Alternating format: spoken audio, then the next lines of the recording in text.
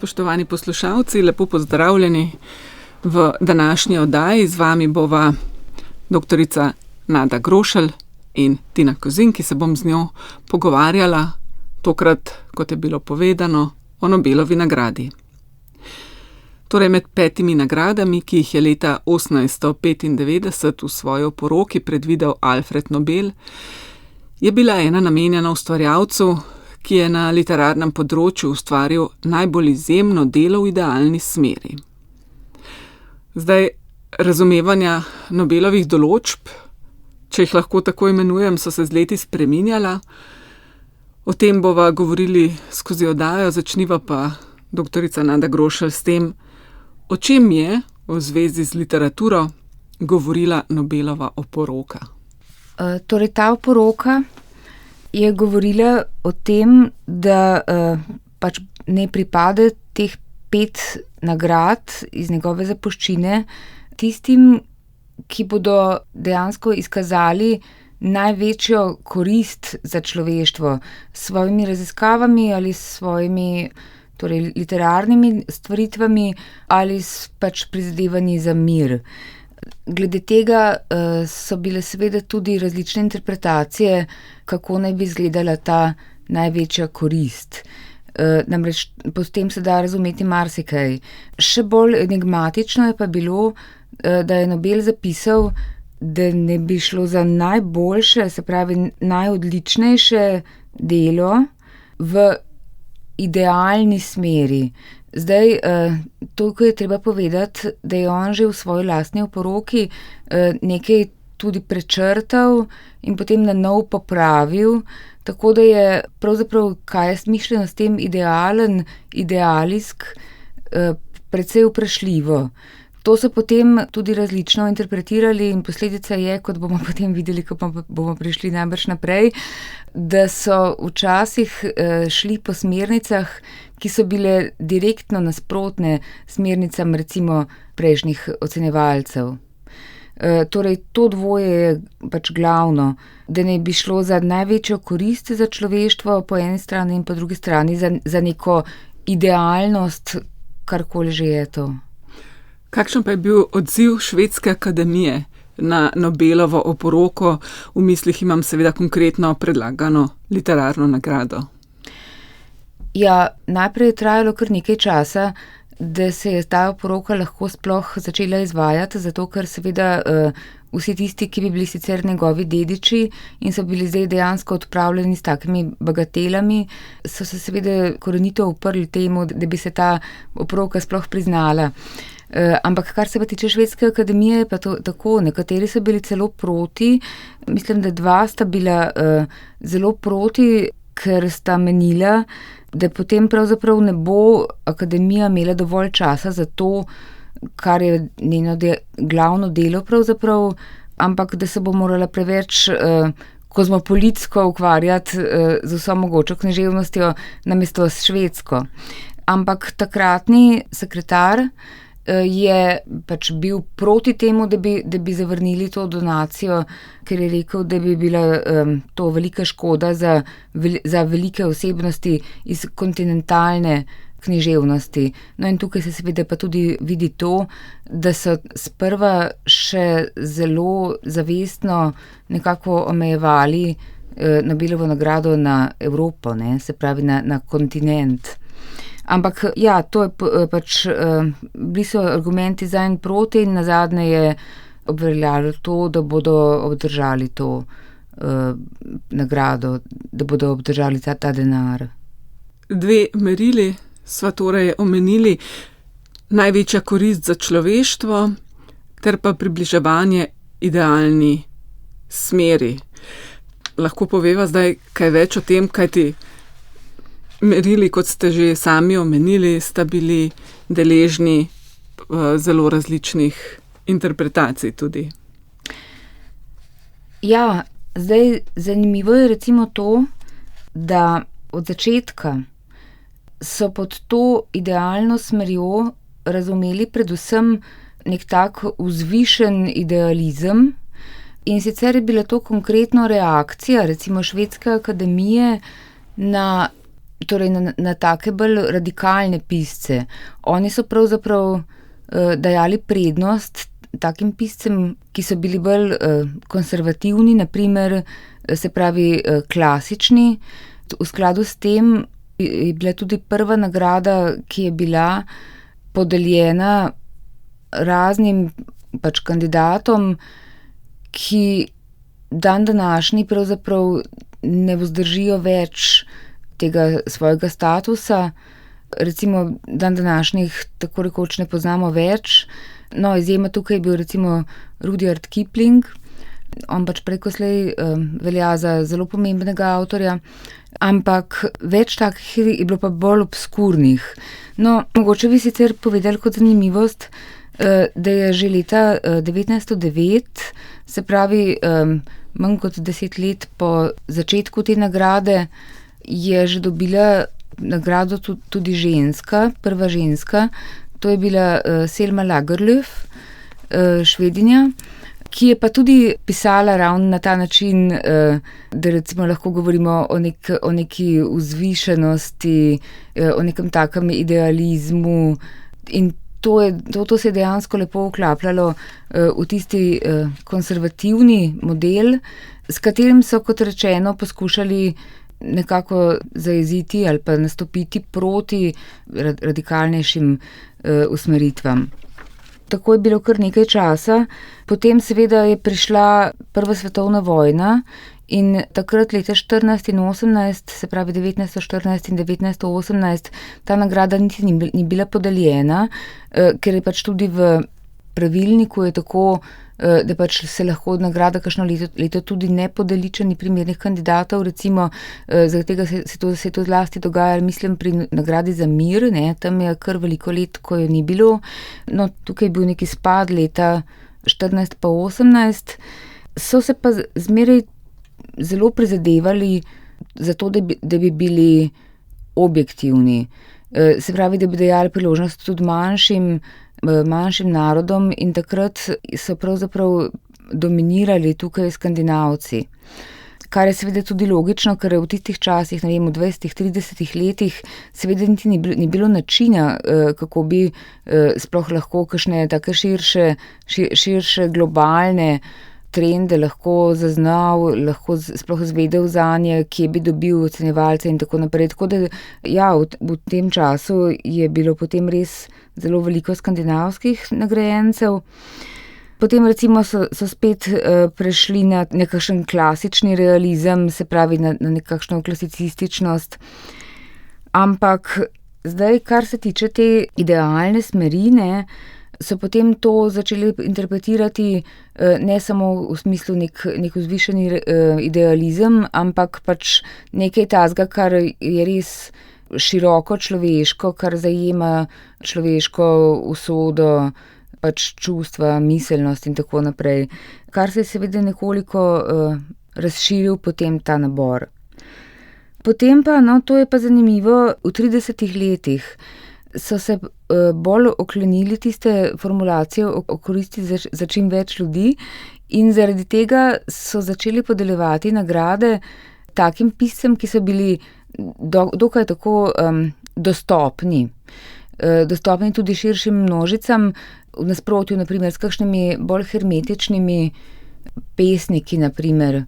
Ampak dejansko so v kakšnem obdobju lahko dobivali nagrade tudi avtorji, ki jih recimo v prejšnjem obdobju, v katerem od starejših obdobij pravzaprav ne bi mogli dobiti. Tako da je bilo res zelo različno, te stvari so se zelo spreminjale.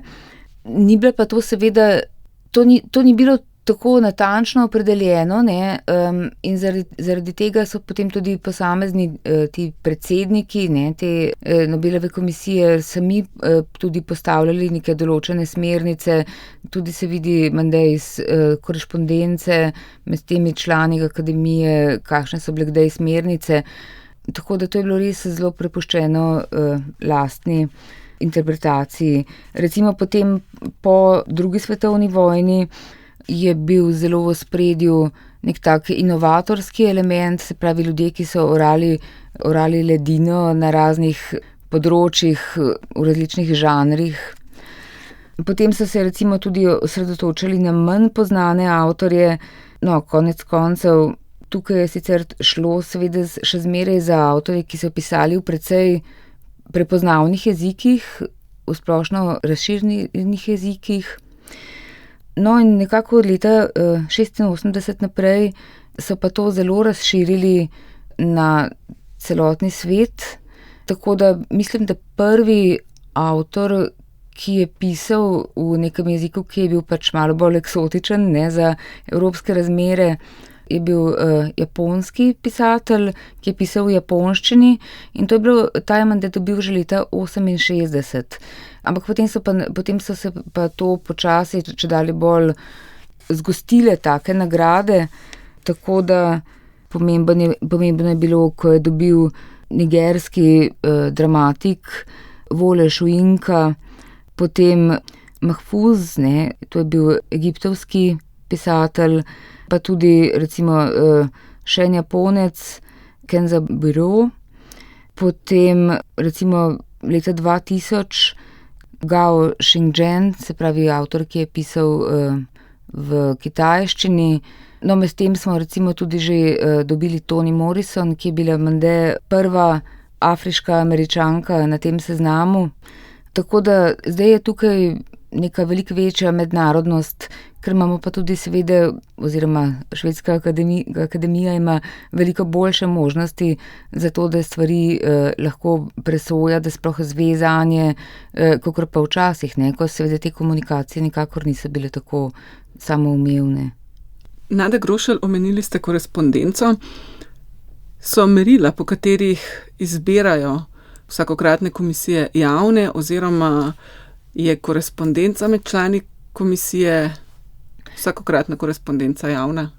Ne, ravno javno ni, ne, ker obstaja menda neka klavzula, da se pač o tem ne sme nič govoriti še 50 let, no, tako da ni tako zelo javna, sicer obstajajo tudi knjige in članki, ki se prav ukvarjajo s temi smernicami, ne, ampak verjetno nimajo toliko vpogleda vseeno, ne, v to, kot bi ga lahko imeli. Kako pa poteka samo delo komisije? Kako izbiranja nagrajenca, ne nazadnje imen je ogromno? Ja, pač recimo že v začetku leta, tam januarja, vsekakor pa do 1. februarja se morajo pač izkristalizirati predlogi. Zdaj s tem, da seveda prvotno, ko se je to šele začelo, ko je bila ta nagrada še dokaj mlada, je bilo teh predlogov seveda razmeroma malo, zdaj jih je pa tudi, ne vem, tudi po 300. In potem pač mora ta komisija sama to pregledati. Prvotno je bilo tako, da je pač predsednik pisal te utemeljitve, no zdaj je menda tako, da jih piše vsak član posebej, ker se potem tudi iz tega se vidijo različni pristopi, različna mnenja in potem skratka tudi Švedska akademija lahko o tem odloča, ko primerja med seboj.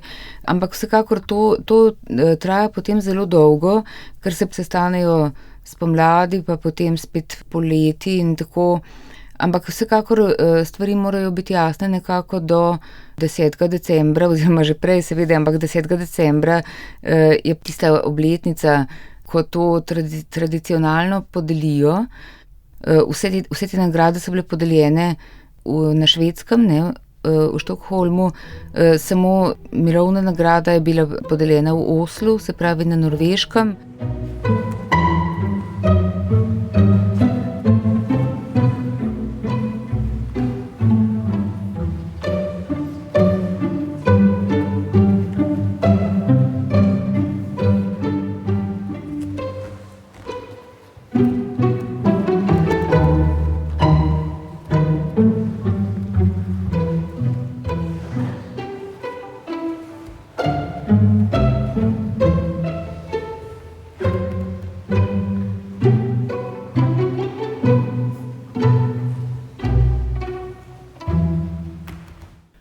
Nada Grošelj, prej ste omenili vojna leta in umanjkanje razglasitve dobitnika, pa me zanima, je recimo vojno stanje ali pa kakšna druga težavnejša pač obdobja v naši pa v pretekli zgodovini, je vse to tako ali drugače zaznamovalo izbiro nagrajencev. Zdaj seveda malo že ciljam na vprašanje, ki sem ga že mislila tudi zastaviti, namreč kako je Švedska akademija oziroma njena vsakokratne komisije, kako so uspeli ohraniti integriteto v vseh teh letih, koliko so se uspeli izogniti morebitni politizaciji nagrade. Ja, prizadevali so si dejansko zelo, čeprav je seveda prihajalo zmeraj tudi do raznih sumničenj, da tega ne počnejo. Recimo zanimivo je bilo pač to, da so ti avtorji bolj iz vzhodnega bloka, no, recimo, ki so dobivali te nagrade, so bili pogosto razni disidenti, ne, stališča takratnih oblasti. In potem mislim, da so recimo v Sovjetski zvezi mogoče imeli oblasti ta občutek, da je to pravzaprav neka sorta nagajanje, ne? Da recimo bolj, ko je nekdo disident proti temu sistemu, bolj gotovo bo dobil Nobelovo nagrado, tako rekoč. Ampak dejansko so pač zmeraj poudarjali ljudje iz Švedske akademije, da temu ni tako, da se poskušajo čisto odreči tem političnim ozirom, tako da so recimo za primer, ko so pač hoteli podeliti to nagrado Solženicinu, ne, so potem še se prav pozanimali, če bi mu to lahko škodilo, ne. In takrat je švedski ambasador v Sovjetski zvezi odgovoril, da to ne, ampak da pa bi to utegnili poslabšati odnose s Sovjetsko zvezo, ampak so rekli, pač to zdaj ne moramo se na to ozirati, ne. Tako da očitno so se res pač trudili, da ne bi tukaj delali nekih takih razlik na politični osnovi. Je pa seveda res, da je pri tem podeljevanju je bila zmeraj pomembna komponenta tudi to, da je bilo recimo delo nekako v skladu z določenimi vrednotami in ti disidenti so pač dejansko pravzaprav utelešali ali pa njihova dela so utelešala neke določene vrednote, tudi pač to, da braniš svoje mnenje, če smatraš, da je pravilno, da se pač ne pustiš prestrašiti in podobno. No, lahko bi tudi rekli še mogoče to, da so včasih razmišljali o tem, da bi pogledali tudi manjše jezike in da bi prav recimo izbrali jezik, ki je bolj malo znan in v katerem je literatura bolj malo znana in znotraj tega jezika poskušali najti nekega nagrajenca. Ampak seveda to so potem tudi opustili, ker to je pa res tudi politizacija, ne, to so pač te kvote, če lahko tako rečem, in to res ni fino, ne, tudi sam nagrajenec se verjetno ne počuti fajn, če ima občutek, da so ga pač izbrali samo zaradi tega, da so pač zadostili nekim takim kriterijem. Ko ste omenili Sovjetsko zvezo, prav eden izmed sovjetskih avtorjev je nagrado najprej sprejel, potem pa jo je moral vrniti. Ja, to je bil pa Pasternak, ne. To se je zgodilo Pasternaku, to je bilo, mislim, leta 1958. Ja, on je pač najprej to hotel sprejeti, ampak potem pa je zaradi teh političnih pritiskov vrnil, ampak je bil pač kljub temu v nemilosti. Tako da on je moral to recimo zavrniti prav od teh literatov, ampak tudi nekateri drugi so morali recimo zavrniti. Konkretno mislim, da pod Hitlerjevim režimom je morali neki znanstvenikov pač, je bilo prisiljenih zavrniti to nagrado, ker pač so bile take direktive. Se o takih ljudeh danes govori kot o Nobelovih nagrajencih ali ne, če so bili prisiljeni zavrniti nagrado? Ja, zdaj o Pasternaku mislim, da se kar govori tako, zdaj za tiste druge pa je pravzaprav ne vem, ne, za tiste, ki so bili bolj za fiziko, kemijo in podobno. To pa niti ne vem. Nagradi so pogosto očitali evropocentrično perspektivo. Kaj bi lahko rekli o tem, če sklepamo po nagrajencih? Ja, pač prvotno je bila res, ne, najprej je bila mogoče celo tako skandinavsko-centristična, kar je seveda logično zaradi tega, kdo je to predlagal, kdo je to potem lahko ocenjeval. Ampak potem so pa začeli res se počasi odpirati, tudi najbrž, ko so se olajšali načini komunikacije. Zdaj ima tudi Švedska akademija neke svoje lastne vzvode, neke svoje tipalke, s katerimi to lahko ugotavlja, kaj se kaj dogaja v kakšnih bolj oddaljenih državah. Tako da zdaj mislim, da ni tako zelo evropocentrično, se dejansko zelo različna dela jemlje v poštev, tudi Afrika, tudi seveda Azija in ti razni jeziki, ki so manj znani. Čeprav seveda dejstvo pa je, da vseeno sumim, da imaš, če si govorec nekega zelo obskurnega jezika, imaš verjetno vseeno predvsem manj možnosti, kot pa če si recimo pripadnik enega teh velikih narodov. Tudi je še tako, če gre za jezik, ki ga pretežno tudi člani akademije ne razumejo, si seveda potem pomagajo s temi ocenami, ki jih napišejo zunanji strokovnjaki, pa s prevodi. Samo seveda prevod ni nikoli isto, Če ti lahko bereš eno delo v originalu, ga lahko čisto drugače ceniš, kakor če ti nekdo dopoveduje, da je to pomemben avtor pa dobro delo, ti imaš pa tam nek tak precej papirnat prevod. To seveda nikoli ne more biti enako. Kaj pa izbornost avtorjev? Prej ste omenili, da so med nagrajenci tudi nekateri danes precej obskurni avtorji.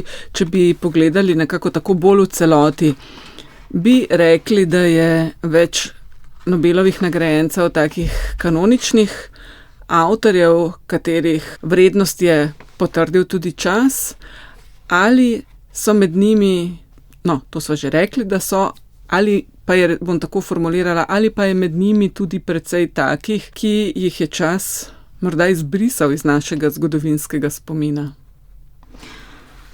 Torej, pretežno so seveda to avtorji, ki so kvalitetni, mislim, ki so res vrhunski, tudi po današnjih merilih.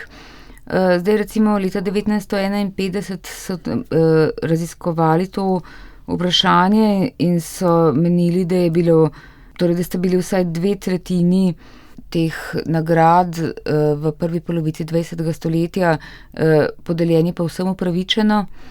Seveda zdaj je tudi tako, lahko da bojo potem kakšne da bojo čez 100 let pa spet spremenili, te kriterije, recimo po katerih se ocenjuje kvaliteta književnosti. Ampak ne, mislim, da so nasplošno to kar pomembna imena.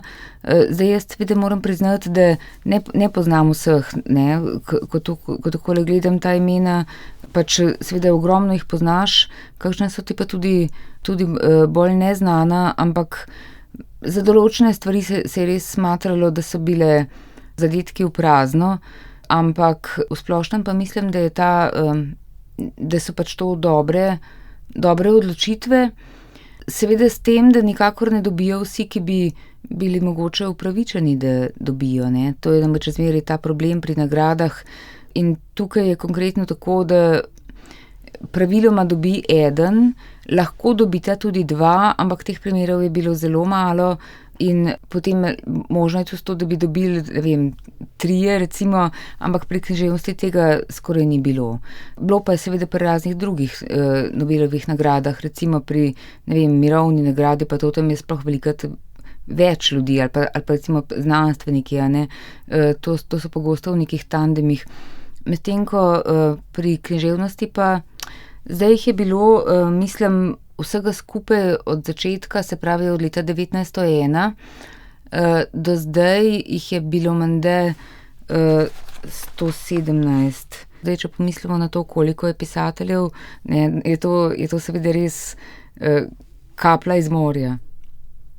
Ja, sploh tudi ob dejstvu, da je bilo včasih pisateljev manj, kot jih je danes, ker je bilo enostavno manj izobraženih ljudi, težje je bilo priti do knjige in tako seveda naprej. Zdaj tudi recimo takrat recimo si težje si že moral imeti tudi sam neko, po mojem, boljše zaledje ali pa vsaj finančne možnosti, da si lahko objavljal, ne. Zdaj je to vendarle drugače, ampak vseeno, tudi takrat je bilo ogromno, bili so pisatelji, ki so bili res znameniti, ki so zdaj izredno znameniti, pa nekako nikoli niso prišli v to, ker so bili mogoče malo drugačni od tistega, kar so bile aktualne smernice pri odločanju ravno v tistem času, ko bi bili oni na tapeti in podobno.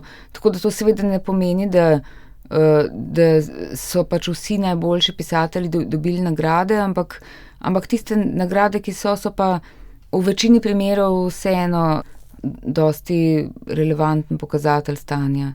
Če se zdaj z zadnjim vprašanjem, Nada Grošelj, dotakneva še tako rekoč neposredne sedanjosti. Za Švedsko akademijo podeljevanje Nobelovih nagrad v bistvu od samih začetkov pomeni izjemno moč in prestiž seveda na področju kulturne politike. In to je sami akademiji dolga leta dajalo tudi velik ugled. No, v zadnjem času je ta ugled se začel rušiti, kot vemo, zaradi že znanih škandalov. Pa me zanima, doktorica Nada Grošelj, vaše mnenje o tem. So ti škandali, ki so se dogajali znotraj Švedske akademije, načeli tudi ugled, eminentnost Nobelove nagrade, ali je ta vendarle uspela ohraniti neko odličnost? Ja, jaz mislim, da jo je uspela ohraniti, ker je pa treba upoštevati, da je recimo prišlo do ostrejšega presojanja teh stvari, ki se dogajajo recimo v zakulisju, tudi kar se tiče seksualnih škandalov in tako naprej. Mogoče je to prišlo v ospredje šele nekako bolj v zadnjih letih in je zdaj tukaj mogoče precej strožji, precej bolj ažuren nadzor nad dogajanjem, kakor je bil včasih. Tako da to pač mislim, da verjetno se je pač v vseh obdobjih, pač v vseh telesih, ne, in inštitucijah so se dogajale razne stvari, ki pa pač takrat dolgo časa niso bile obešane na veliki zvon, niso bile sankcionirane, zato se niti ni posebno vedelo, niti si ni nihče prizadeval za to, da bi se to vedelo, kvečjemu ravno obratno.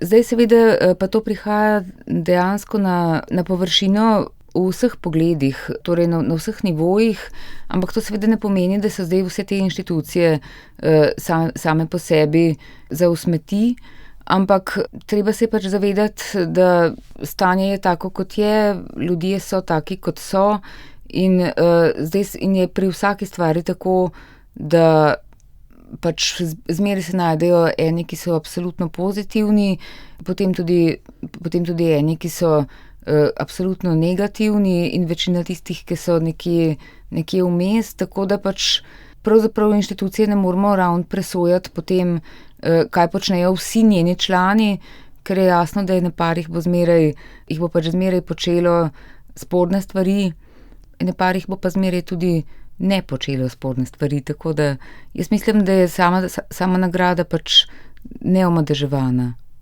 Doktorica Nada Grošelj, najlepša hvala. Spoštovani poslušalci, tudi vam se zahvaljujem za pozornost, ki ste jo namenili današnji oddaji, v kateri smo razmišljali o Nobelovi nagradi. Z vami sva bila ob doktorici Nadi Grošelj, naši današnji gosti, še Tina Kozin, ki sem se z njo pogovarjala, in Jan Zahlin, ki je poskrbel za tehnični del oddaje.